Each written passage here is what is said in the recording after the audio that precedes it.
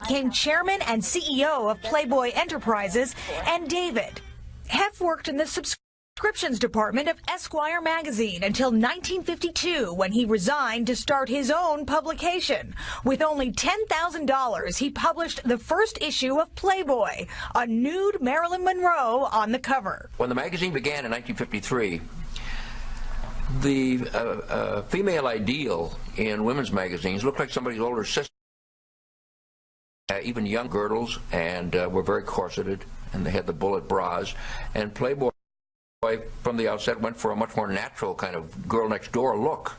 His marriage ended in 1959, and Hef converted his Chicago townhouse into the original Playboy mansion. You arrived just in time because we're going to have a swinging party tonight, and we hope you come in and join us. In 1974, he packed up and headed west, moving into the 22,000 square foot house in Los Angeles that became home base for the Playboy empire and his infamous swinging parties. The latter 90s and the beginning of the new millennium are a kind of a re-celebration in terms of life. How time flies when you're having fun. Playboy reached its 50th anniversary in 2003. Hugh Hefner and Playboy, the vanguard of the sexual revolution, will forever be remembered for breaking down barriers and building a unique American dream. Well, I hope that I played some small part in the changing of our sexual and social values in my time, and I hope that I have, and I'm pretty satisfied with that. Good night. In Hollywood, Anita Vogel, Fox News. Well, as you would expect, since the word of Hugh Hefner's passing broke, it has been the top trending topic on social media, with condolences pouring in. Absolutely. Carly Shimkus with Fox News Headlines 24/7, Sirius XM 115, here with so much reaction. Hey, Carly. Hey, good morning, Rob and Heather. Well, he certainly lived a full and unique life, one that was defined by that work hard, play hard rule. And today his fans, family, and friends are all remembering him on social media. You know, Hugh Hefner had a big hand in a lot of people's careers, including Jenny McCarthy, who posted a picture of her Playboy magazine cover on Twitter, writing, "Rest in peace, Hugh Hefner. Thank you for being a revolutionary and changing so many people's lives, especially mine. I hope I made you proud." Gene Simmons memorialized him with this picture and said, "A great man, entrepreneur, and innovator. Your legacy lives on." And Rob Lowe also chimed in on Twitter saying, "I had a number of great conversations with Hugh Hefner. Was such an interesting man, true legend. What an end of an era." Now, as you said, he is the #1 top trending topic across Twitter today, so you know his fans are also chiming in. Elijah on Twitter says he left a legacy behind that everyone will continue to read just for the articles, they swear. And Queenie on social media also says there's no way Hugh Hefner is in a better place. He certainly did have a lot of fun here on Earth. In a better place. He certainly did have a lot of fun here on Earth, and his life was also full circle. Marilyn Monroe was on the cover of the very first edition of Playboy magazine, and Hugh Hefner plans to be buried right next to her in Hollywood. Oh, Rob, wow. Heather, back to you. That is something else. Interesting. Yeah, I didn't know that little nugget. Yeah. All right, Carly, thank you so much. Thanks a lot. All right, let's get into some politics now. President Trump finally unveiling his long-awaited tax plan designed to put more money in your pocket. And now it's up to Democrats to get on board, apparently, with the once-in-a-lifetime, that's what they're calling it, reform package. Griff Jenkins. Oh, yep. I'm sorry. Go ahead. That's right. We both know that he's on his way. There you are, Griff. And you're in Washington, D.C., right, with the details? That's right. We'll see if it's a once-in-a-lifetime tax overhaul, as the president says. He basically wants to make it simpler and fair for working Americans. He told an audience in Indiana yesterday it won't actually benefit wealthy Americans like himself. We will ensure that the benefits are focused on the middle class, the working men and women, not the highest income earners, not the wealthy and well-connected. They can call me all they want. It's not going to help. I'm doing the right thing, and it's not good for me, believe me. So what's in it? Let's take a look. It doubles the standard deduction to $12,000 for individuals and $24,000 for married couples, increases the child tax credit, slashes the corporate rate from 35% to 20%, lowers the top bracket for individuals and families from 39.6% to 35%, collapses the existing 7 brackets for individuals down to 3, likely 35, 25, and 12%, and it eliminates the estate tax, or death tax as it's known, as well as the alternative alternative minimum tax. GOP leaders embrace the plan as they shift their legislative focus from the failed attempts at repealing and replacing Obamacare to this tax reform, and urging Democrats, as you mentioned, to get on board, but their questions over how to pay for it. And Democrats like Senate Minority Leader Chuck Schumer was blasting it as nothing more than a tax cut for the wealthy. Under this plan, the wealthiest Americans and wealthiest corporations make out like bandits, while middle-class Americans are left holding the bag.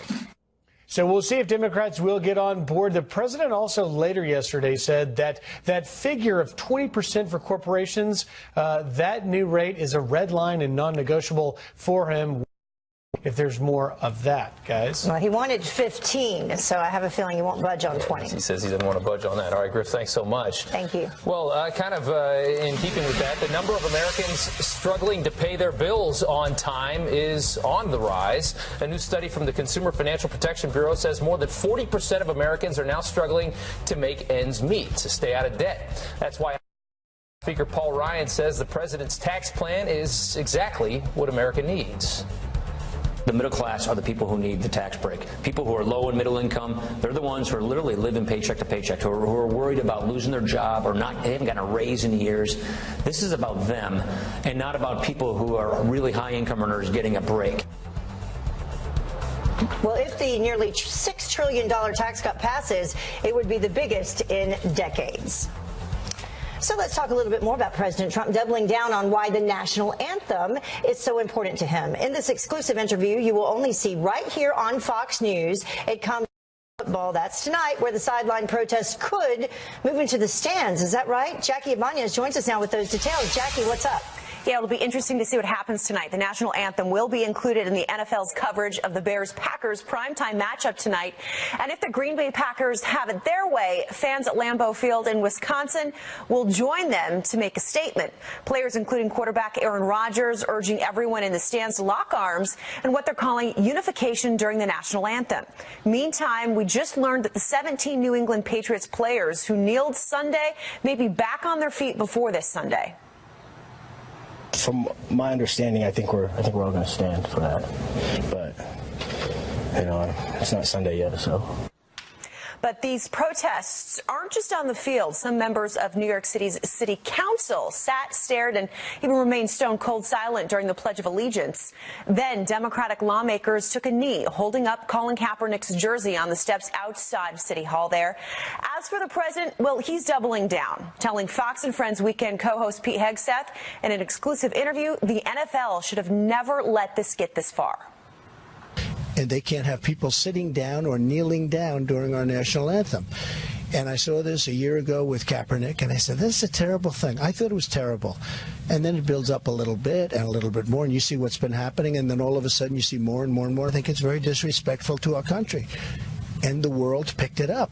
And guess what? Most people agree with me. And the NFL's in a box. They have to do something about it. And, of course, we'll have more on that interview today on Fox and Friends. A lot of people talking about this, Heather and Rob. Look forward to it. See what happens tonight, Thursday Night Football. Exactly. All right, Jackie, thanks so much. So a lot of folks want to know what the weather will be like tonight if they're out and about watching those football games. Yeah, I hear some fall-like weather is moving in, or at least is in the Midwest, I've heard. Right, Janice? Yes, and it's moving our way towards the East Coast as well. We'll talk about that. But first of all, let's look at Maria. Maria was a hurricane yesterday. It became help you get you back on your feet, and anything else y'all need, I'm always here to help. The incredible act of kindness by Texans quarterback Deshaun Watson. Welcome back. A terrifying new warning from the FBI. Terrorists could use drones to attack American citizens. I think we do know that terrorist organizations have an interest in using drones. We've seen that overseas already with some growing frequency, and I think the expectation is it's coming. Director Christopher Wray says that the drones could be used to drop small explosives or spray deadly toxins. Wray also revealing that there are about 1,000 open domestic terrorism investigations, and there have been at least 176 terror-related arrests in just the last year. Now, a stash house that was packed full of 25 illegal aliens uncovered, I should say illegal immigrants, was uncovered near the U.S.-Mexico border. Agents were led to the home after arresting 3 people accused of smuggling illegals in a car in San Juan, Texas. Everyone in the house was arrested. They were from Mexico, Honduras, and El Salvador. All right, taking a knee now becoming somewhat the new normal in the NFL. This all started last season with Colin Kaepernick protesting police brutality. But does that argument still stand, and where does it stand? Joining us now to weigh in on this is the host for The Blaze, Lawrence Jones. Lawrence, thanks so much for coming in this morning. I want to get to a couple quick full screens here real quick to kind of tell the story here. Let's look at the numbers. These are African-Americans shot by police. In 2015, that number 259. It is down in 2016, down to 233.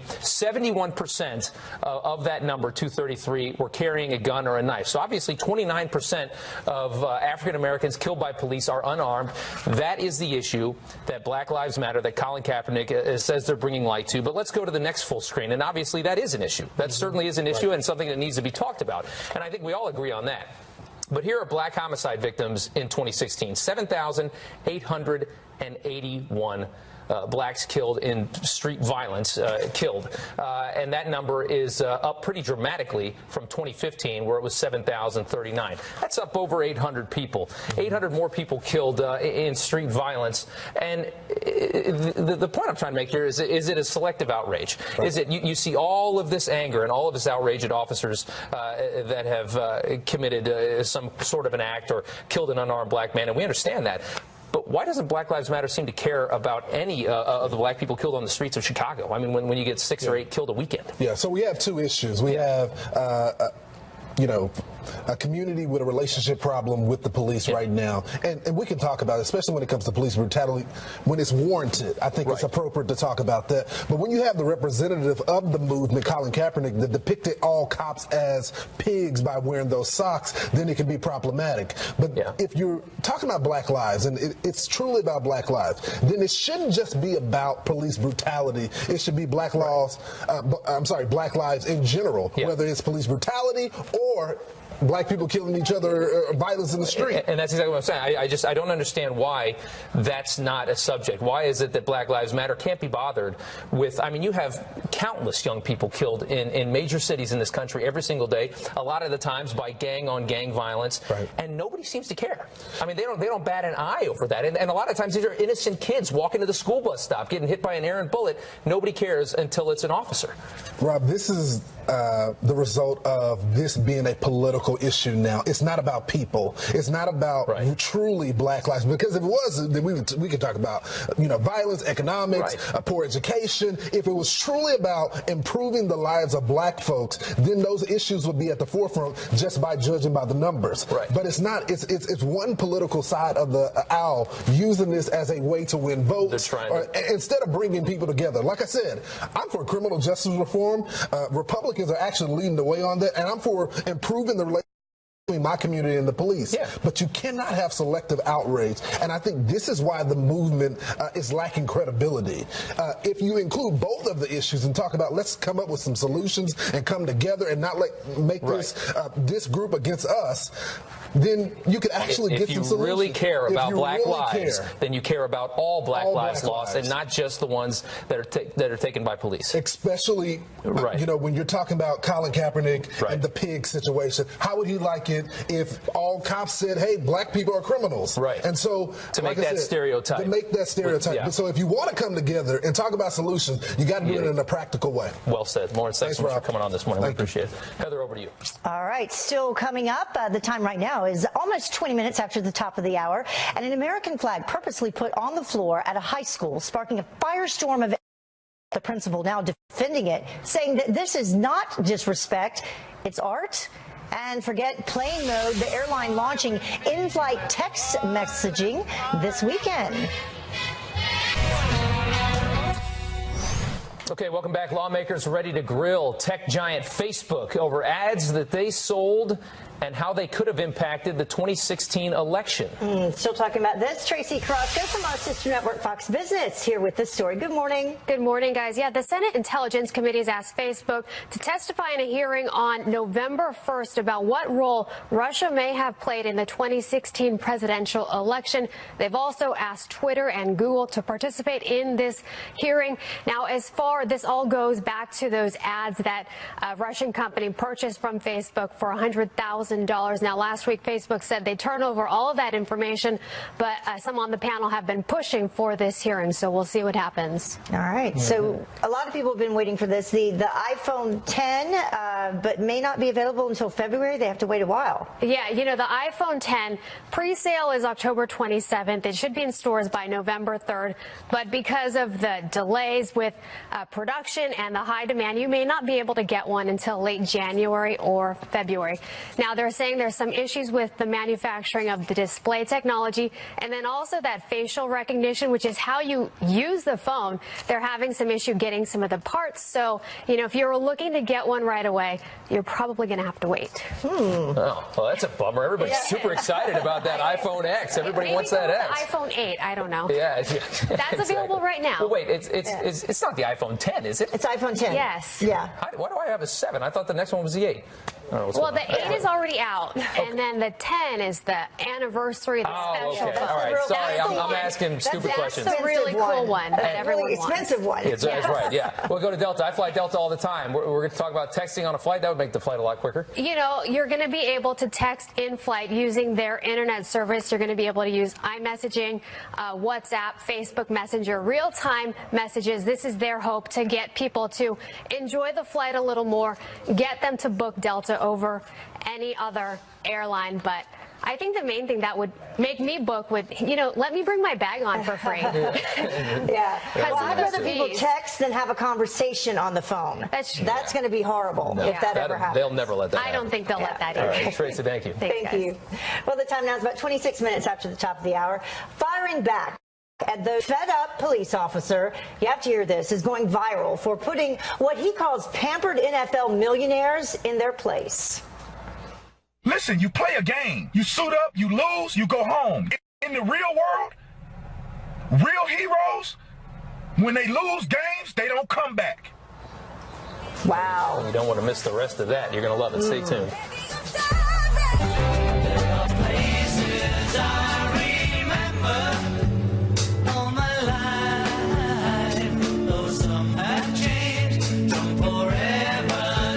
Some sad news for you this morning. A Fox News alert. Hollywood icon and media legend Hugh Hefner has died. But talk about living life to the fullest, right? Playboy making that announcement on Twitter just hours ago with a quote from Hefner: "Life is too short to be living somebody else's dream."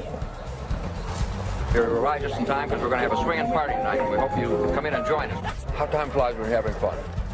It sure does. Tributes to the man behind the Playboy empire have been flooding social media. Ryan Seacrest tweeting, "Rest in peace, Hugh Hefner. He will forever be remembered as the Hollywood legend who lived life to the fullest." And Paris Hilton says this: "So sad to hear the news about Hugh Hefner. He was a legend, innovator, and one-of-a-kind man. We had so many fun times and incredible memories together." Hefner, of course, creating his media empire from scratch, starting way back in 1953. You know, the days in which I held the first issue of the magazine. She's literally changed the world. Who could possibly imagine that? Well, Hefner published the first Playboy with Marilyn Monroe on the cover, and he will now be buried next to her. Hugh Hefner, dead at 91 years old.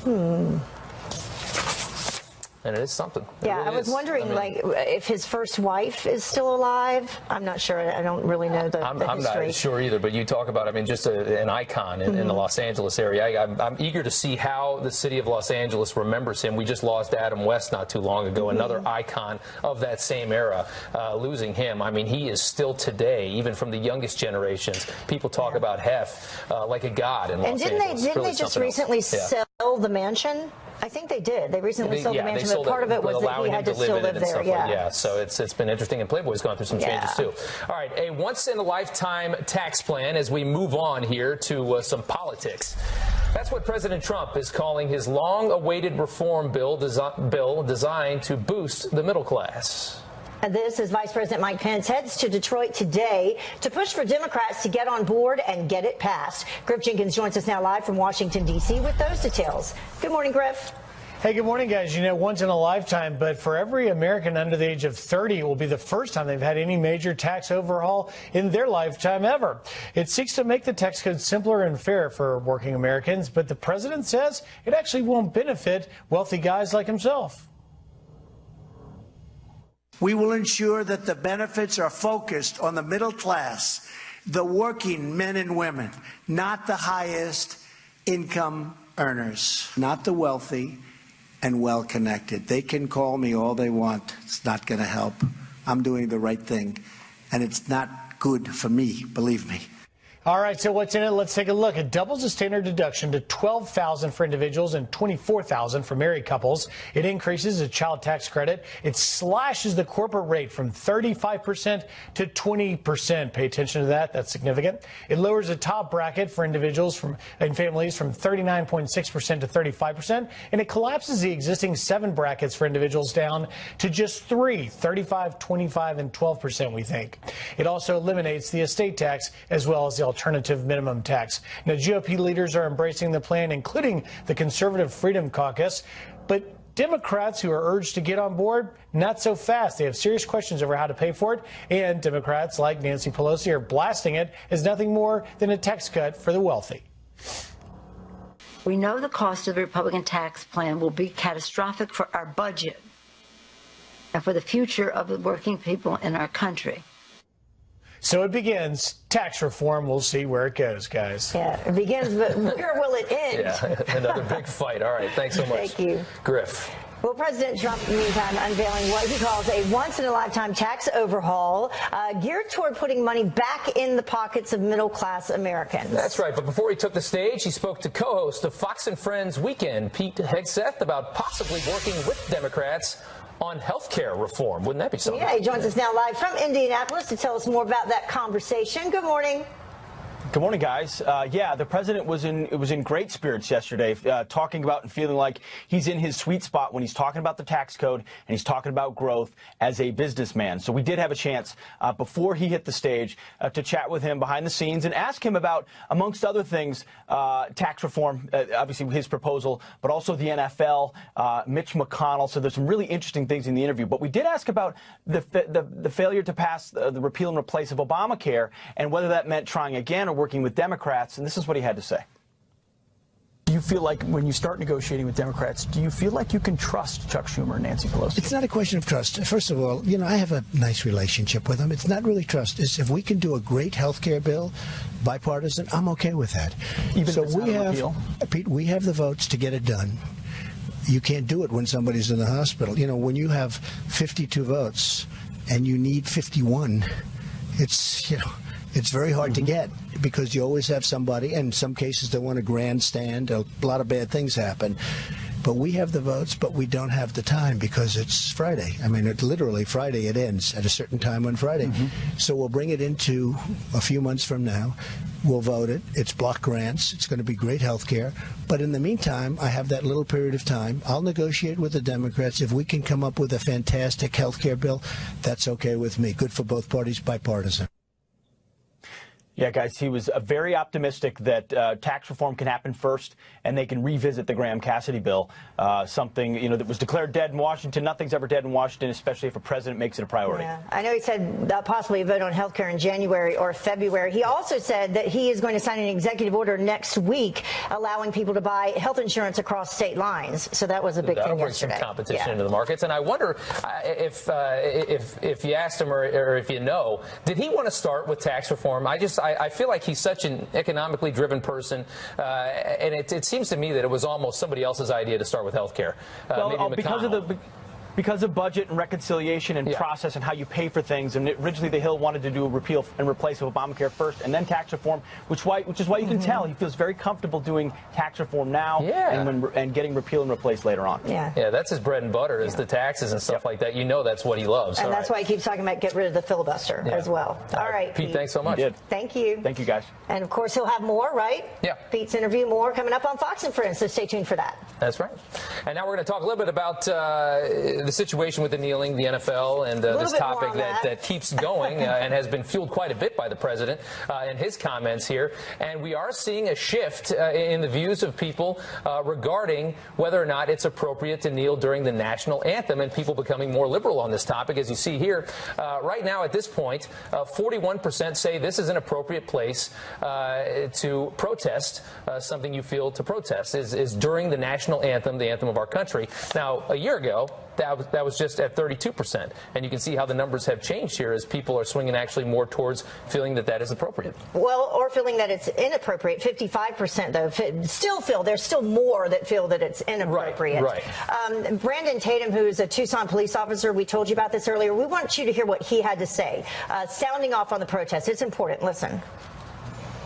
You have these people who turn around and take a knee and want to attribute all the negativity to the flag and the anthem, but don't want to attribute the positive. You're talking about an anthem of hope and unity within this country that have made people become great, that have made the poor become rich and give people opportunities. Listen, you play a game. This is fairy tale world. You suit up, you lose, you go home. You cry, you play another game. In the real world, real heroes, when they lose games, they don't come back. The people who die for that flag, it ain't a game. That's real life. That's real sacrifice. There's some real strong words. Yeah, he's definitely passionate about it, and rightly so. And I mean, there are things in this country that aren't right, that aren't perfect, obviously. But I mean, I still maintain that we've got it in general pretty well living here. And a lot of people have fought very hard to give us a life like this. And like I said, travel the world. It gets much worse than it gets in the United States of America. So, all right. 5:38 now here on the East Coast. A college student who stabbed her boyfriend off the hook because of her bright future. Why our next guest says this would have never happened if the suspect was a man. And it has happened again. Yes, another passenger, you got to see this, dragged off a flight just before takeoff. Watch. I will walk off. Don't touch me. Let's walk. Don't touch me. You can hear the passenger saying, just get off. What sparked the outburst just ahead? Also, Tim Allen speaking out after ABC canned his conservative-leaning comedy show. Stay tuned. More dangerous to me, especially in this climate, than a funny, likable conservative. Welcome back to Fox and Friends First. A case sparking international outrage. A woman admitting to stabbing her boyfriend, and then the judge lets her off. All because jail, he says, might dim her, quote, bright future. Well, here now to react to that is the founder of the Conservative Millennial blog and a contributor at The Blaze, Allie Beth Stuckey. Thank you so much for joining us this morning. Yes, thanks for having me. So the deal is, her name is Lavinia Woodward, and she was a medical student. She's actually trying to become a surgeon, and she stabbed her boyfriend in the leg. But the judge said, you know, she's too smart to go to jail, basically, is what he said. Right, absolutely. And, you know, as a conservative, I'm not necessarily very quick to label every instance of injustice as something of privilege, but that's exactly what it is in this case. She's a student at Oxford. She comes from a very well-to-do family, and this judge decided that instead of enacting justice in a way that's objective and fair, that he would base it on some subjective standard of whether or not she's going to be successful. So obviously, in addition to the favoritism that we're seeing based on her wealth, and she's 24 years old, we should say. Exactly, and her potential success, I think we're also seeing two things that we see mirrored in society. And one is the perpetuation of adolescence through the abdication of responsibility. Like you said, that she is 24 years old. She's obviously a very smart girl. She goes to Oxford. She is well on her way to having an advanced career. If she's smart enough to do those things, you would think that she would also be smart enough not to stab her boyfriend with a butter knife. And on that note, though, let's take a look at what the judge actually had to say. This is Judge Ian Pringle on her sentencing, and he said, quote, "It seems to me that if this was a one-off, a complete one-off to prevent this extraordinary able young lady from not following her long-held desire to enter the profession she wishes to, would be a sentence which would be too severe."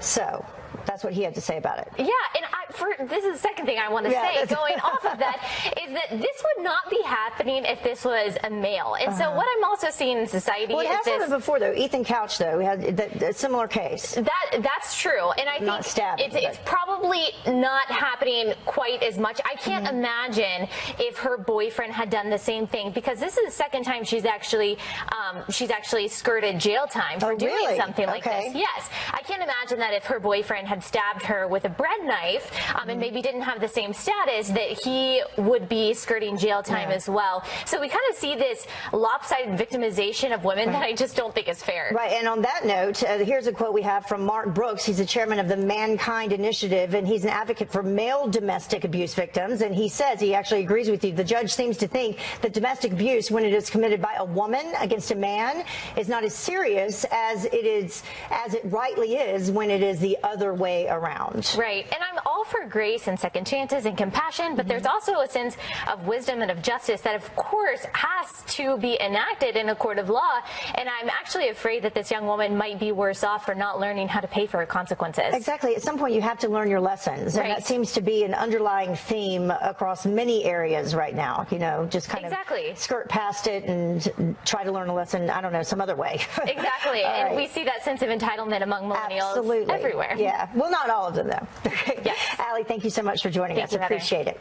And we will be right back, so stay with us.